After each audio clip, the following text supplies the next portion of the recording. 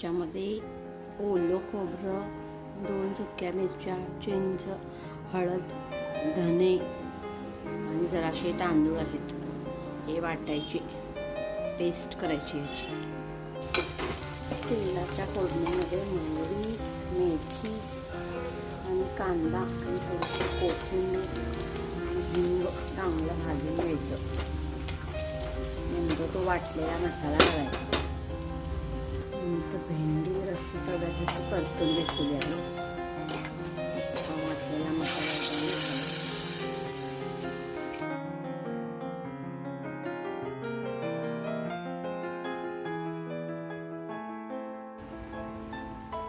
फोडा.